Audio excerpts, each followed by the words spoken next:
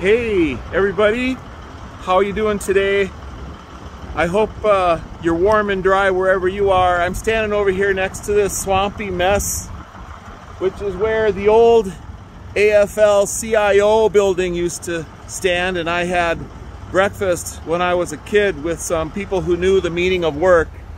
Unfortunately, the old AFL-CIO building is gone, but I guess fortunately, fast forward a few decades, and Mayor Norton built something on this site that was temporary. You might remember I did a video about it being a Potemkin village type experience.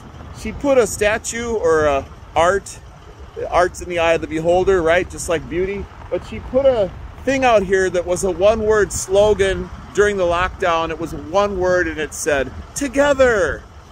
Together. Yes. So I submitted a Freedom of Information Act request or a Data Practices Act request to the Rochester city government, Norton regime at City Hall, asking how much money was spent on the Together art. It took quite a while for them to hem and haw, and then they got back to me and they gave me some details.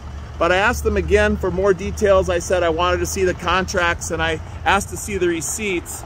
And so I'm really excited because I've got some news. Meanwhile, I did another video of them taking it down, and they took it down. It used to look like this, right? So I was asking how much this piece of wood cart, you know, how much this construction cost and what it meant. And there's a nice little diagram. So the materials to build that cost $5,570. But then there was something else that happened after that. I don't know. There was more rigmarole about how much it actually cost, because maybe, I don't know if it had to go into overruns or what, but I'm excited because the government, Mayor Norton's regime, finally replied, as per my public records request, the Together art installation, including cost and current location, and if the artist has received compensation, is my request. And then they reply, the Together art was funded with ARPA, right, which was the COVID-19 relief funds, right? ARPA funds in 2020.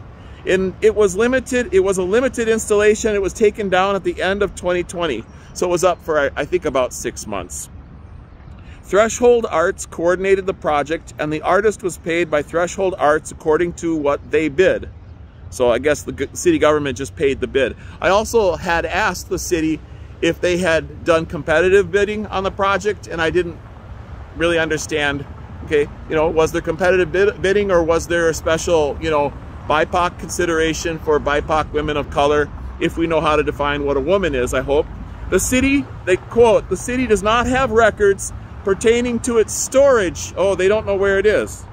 The artwork is in storage with Threshold Arts. So, okay, so this public created art installation with taxpayer money is in storage with Threshold Arts. I have a feeling that's going to become a white elephant.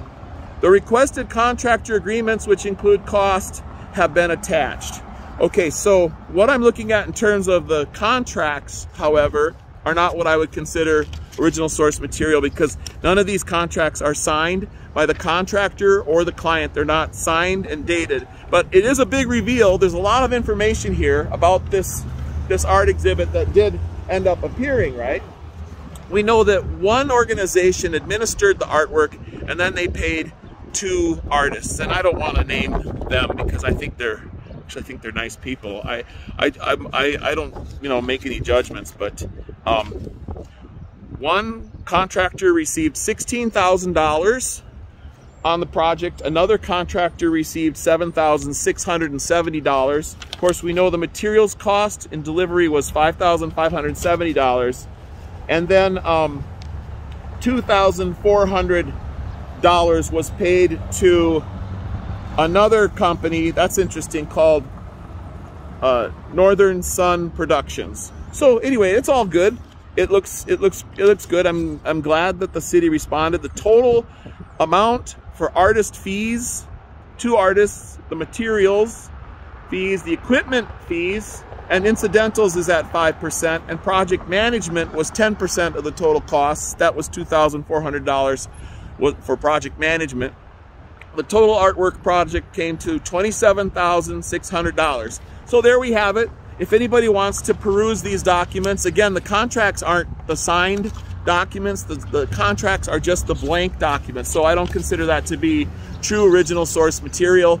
It's not dated, and so it wouldn't be really verifiable if these are the actual contracts. But this is what I was given by Mayor Norton's government. So I want to thank her for replying and thank her for being on the scene with that information, because I have a couple more questions I'll probably put into new data requests, because I want to see the Together art in storage, and I'm going to be approaching the organization which the city has said is storing this public artwork, and we're going to find out where it is, okay? But thanks everybody, and let's hope that someday we can put a building on this property that's not a Potemkin village type building, but a building similar. Hey, all right. Oh, I got groupies out here. I can keep my head low. Okay, so hopefully someday we'll build a building out here which is at least a testament to the AFL-CIO building which stood here previously. That building stood for real hardworking Americans who knew the meaning of work, the meaning of a dollar, the meaning of value, and they wouldn't have squandered it on something temporary or a temporary installation, which really just came down to propaganda supporting a political agenda. By the way, the word together, all of these lefty words that are co-opted, we need to start taking all these words back, standing together against the people who think that sloganism and jingoism is more valuable than building something that's lasting, something of value that contributes to the community, to our town. Yeah, Rochester, we can do better. Thank you very much. This is way too long. Sorry. Hope you watched it till the end. Don't forget to like it, share it, and subscribe to the channel. By the way, subscriptions are free. Nobody's charging you anything for this nonsense, this comedy show. So, you know, just go ahead and share it. Thank you very much. See you later. Bye. Remember, we call it the China virus because it came from China. China.